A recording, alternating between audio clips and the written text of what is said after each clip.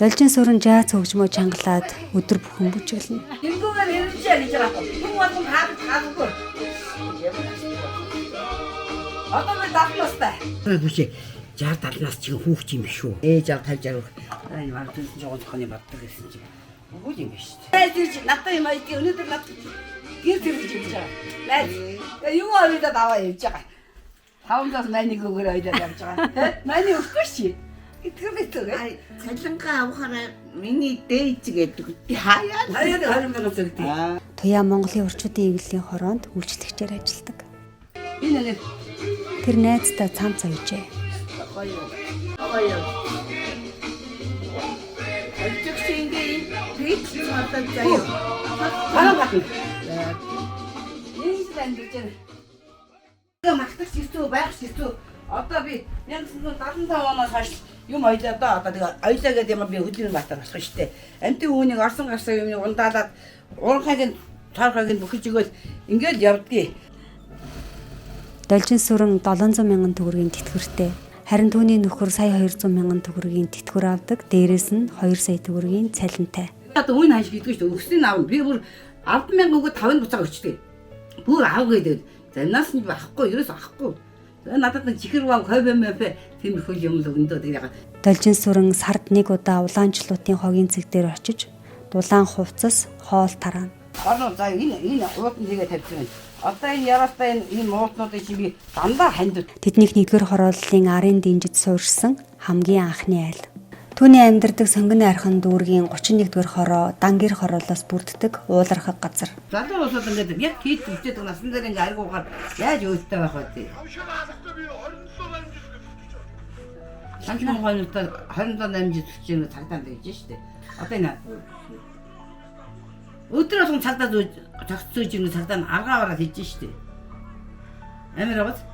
Тэр хорооныхоо арх уудаг залуусыг засч авах гэж байнга тэмцэнэ. Одоо энэ тэнд Афган нөхөр задлаа гэхэд би жиргээл гүгээд чинь. Тэгэхэд аваагаа юу ч болгооч. Намаа авах би одоо цагдаа утсан юм хаашаа. Нам цагдаа ялгаад тэр усууч нам ерөөс. Одоо энэ бас нэг арх болж байгаа. Гайгаа миний хөвгөд битээ архуугаар ивэр яхад бас гайгаа.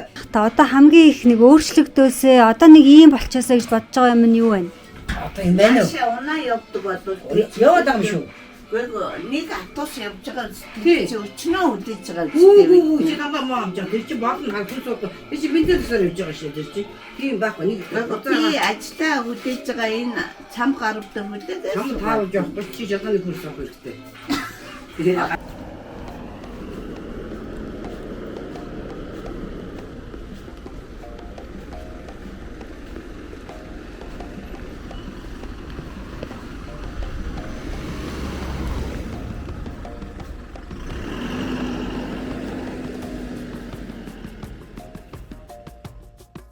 Энэ хороонд 2024 оноос эхлэн дунд даврын автобус явж эхэлжээ. Эрэлтийн бүлэгээр 10 хүн авдаг. 10 хүн ажилладаг байхгүй юу? За. Тий. Тэгээд 4 сар ажиллаад одоо засварт явах юм. Ажилладаг байхгүй юу? За. Тэгээд Улаанбаатар хоггүй болоод тэгээд явдаг. Тэгээ хорон дээр ийм 10 хүн байдаг. Түүнийг ариун чимэг гэдэг. Тэр энэ хороонд амьдраад 15 жил болж байна.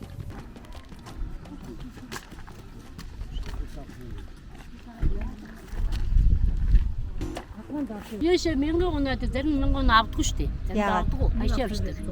Нүрэ хашаа явчихдаг. Одоо нэг 1000 унаа нийлбэг ховор юм уу? ховор шүү дээ. Зарим айгаа их цантай болоод авдаггүй шүү дээ. Энэ ч яг зогсохгүй шүү дээ. 1000 оноо ч нүр ийшээ яваад стандартын энэ зогсдөг шүү дээ. Унаа юу ховор шүү. Нэг жижиг аврын автобус явдаг болсон юм тийм. Тэр чинь явдیں۔ Тэгсэн мөртөө нэг жадаач 80 хүн байгаа шүү дээ. Хэд автобус явдаг? 3 ээлжтэй байхгүй. 3 жадаач байхгүй. Эний жадаач 80 хүн байгаа шүү дээ. Нийл биш явдаг. Тийм нэг л автобус. Ганцхан сар. Ганцхан сар автобус. Тэгээ багтахгүй юм шүү. Багтахгүй байна, багтахгүй. Юуг нэцэг явдаг шүү дээ. Юуг нэцэг явдаг. Одоо нөгөө өвөл болохоор ч хүүхдүүд чи эрт харанхуй болно, орой эрт харанхуй болно. Даард шүү дээ. Дараад хөлдөөд баг явж очдөг шүү дээ. 31-р хороо 15 жил өөрийн гэсэн сургуульгүй явж иржээ. Сургууль шаардлагатай байна гэдэг энэ асуудлуудаа тавиад 2011 онд сургуулийн барилга эхэлсэн боловч ковид үе таараад за дээрэс нь нөгөө компани манаас төссөн өрнөний хүрэлцээ муу байна. бид нар нийгмийн даатгал болон бусад одоо цалин мөнгөн дээрээ ковидын бараа материалын зөвлөмжөөс болоод өвдөлттэй байна. Тийм учраас бид нарт нэмэлт шаардлагатай байна. Ингэж дуусгана гэдэг асуудлаар явсаар одоо шинэ асуудал яригдсан гэж явсаар байгаа. Одоо энэ жил ямар ч гэсэн нийслэлээр бол бид нар төсөн мөнгөө суулгасан. За тэгээд энэ жил шилхэнд орох нь гэж бид нар бас харж хүлээж байгаа. Тэд анхны сургуулаа эрх намар хүлээн авах нэ.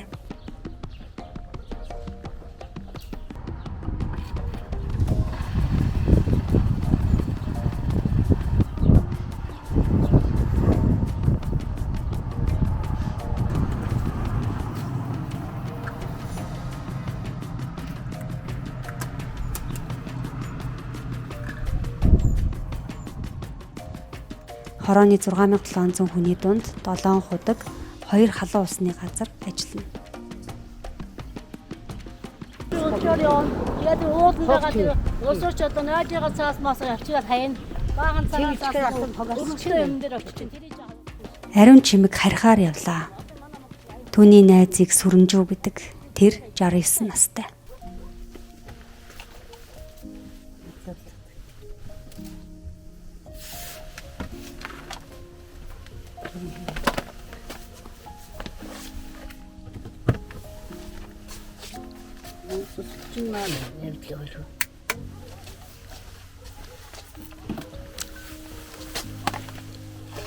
Тэр ганцаараа амьдардаг.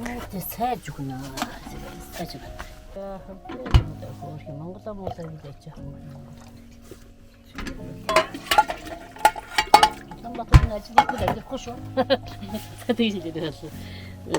Ариун чимэг өмнө нь Завхан аймгийн Сонгон суманд малчин байжээ. Махгүй хэд онжоо. 14 онч. Нэрэндээ сүлтэй өтөө ичээ. Тэгээд гаралгүй шүү дээ. Ажиж байгаа. Яг өдөрт тэгээд хоолундаас болоод хөрн чангастай өдөрт. Тэгээд яг өдөр аргалаад орц гэмээр хайрлаж очиж шүү дээ. Хаяа нэг ядардаг юмаа тэгээд яа вэ? Зүгээр шүү дээ. Өвчин биш шүү дээ. Түүний цалин 816 мянган төгрөг. 10 дуулаа. Зэнда 5 дуулаа. Зэнда 10 дуулаа. Тэгээд шүү дээ. Гамбар юм уу? Түүний өнөө оройн хоол.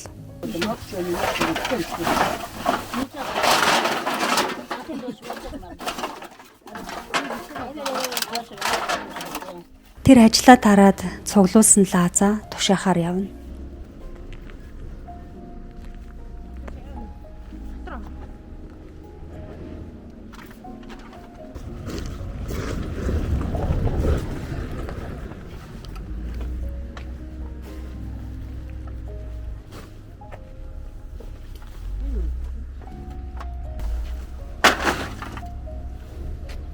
Дөрөнд болж байна. Хэд болох вэ? 5000 болох. Өнөөдөр арай баглаад цуглуулжээ. Ариун чимэг салхинд хийсэн гэж санаа зовохгүйгээр сайхан байшинтай болохыг мөрөөдөж байгаадаа тасан цогцсон амьдарч байна. 31-р хороо анх засмал замгүй харанхуй байсан бол 15 жилийн дотор бүх гудамж нь гэрэлтэй, цэцэрлэг нь хүртээмжтэй 6.5 км авто замтай болж их зүйл өөрчлөгдөжээ. Гэхдээ сургуультай болох хашаага халуун хүйтэн усны шугамтай холбох хүсэл нь иргэдийн дунд хүлээлт хэвээрүүлдэжээ.